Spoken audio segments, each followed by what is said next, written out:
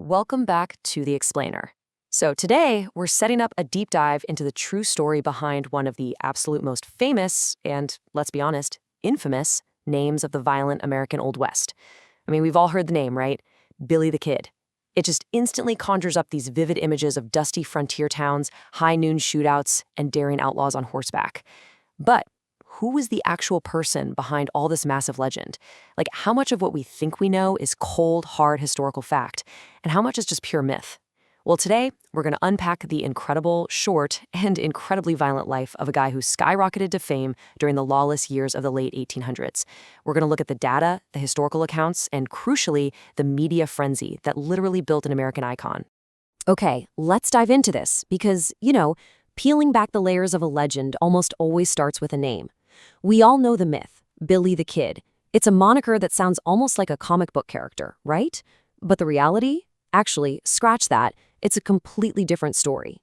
His real name is widely believed by historians to be Henry McCarty, and over the course of his life, he operated under a whole bunch of aliases, most notably William H. Bonney and Kid Antrim. Honestly, just the fact that he needed so many different names tells you right out of the gate that this was someone constantly on the move, constantly reinventing himself, and, quite frankly, constantly on the run. So the distance between the name Henry McCarty and the legendary title Billy the Kid is exactly the gap we're going to bridge for you today. Section 1, The Boy Behind the Myth, From Orphan to Outlaw. To really understand the outlaw, we first have to understand the orphan. You see, his life didn't actually start out in the dusty West. It started in New York City right around 1859. But tragedy hit him early and often. After his father died, his family moved west looking for a fresh start. Then, in just a devastating blow during his teenage years, his mother passed away from illness. Suddenly, young Henry was completely orphaned.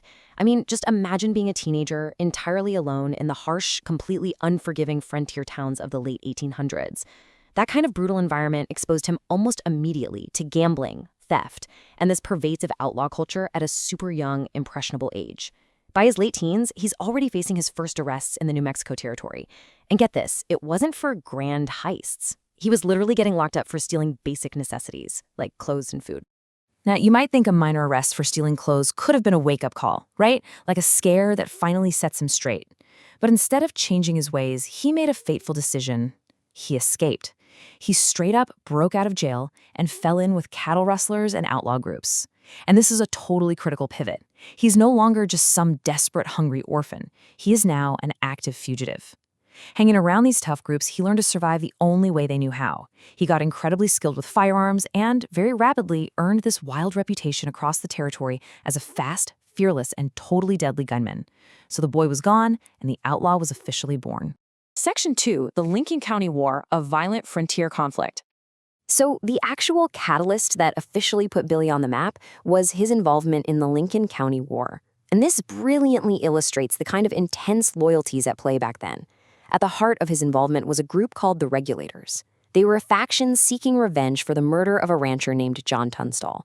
Now, Tunstall wasn't just anybody to Billy. He was a businessman who Billy deeply, deeply admired and respected. So when Tunstall was murdered, Billy didn't just sit on the sidelines. No way. He joined the Regulators, stepping directly into the crosshairs of a massive, super bloody turf war between these powerful competing business groups in New Mexico. And look, this wasn't some formal war with organized armies. It was a chaotic, incredibly violent frontier conflict that literally reads like the plot of an action thriller. The Lincoln County War was completely defined by brutal ambushes and sudden deadly shootouts in the streets and canyons. We're talking killings involving ranchers and sworn lawmen alike. Both sides were bringing in hired gunmen, basically importing the absolute most dangerous men in the West, just to settle this fierce rivalry over the control of trade and cattle. It was just absolute chaos, a high-stakes, life-or-death struggle for power, and young Billy was right smack in the middle of it, firing his weapons in the thick of the smoke and the blood. But, right here is where history and legend really begin to split. It was during this exact war that exaggerated newspaper reports turned Billy into a legendary outlaw figure.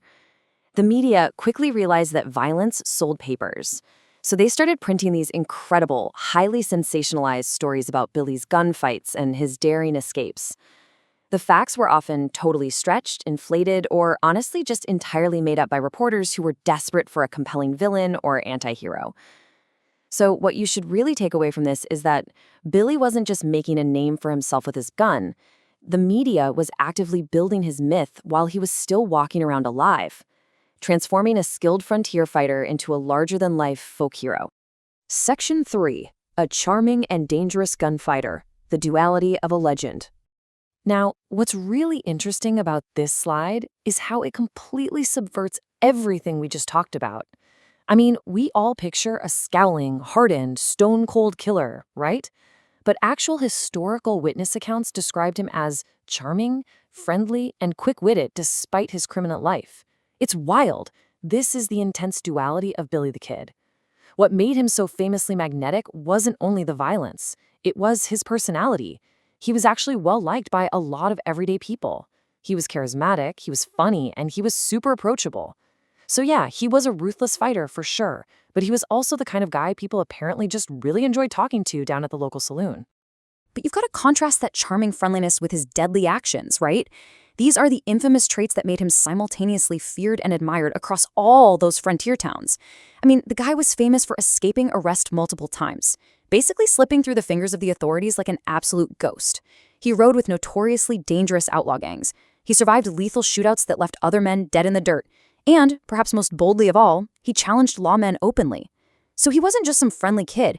He was a highly dangerous, fiercely rebellious force of nature who flat out refused to be tamed by the emerging laws of the West.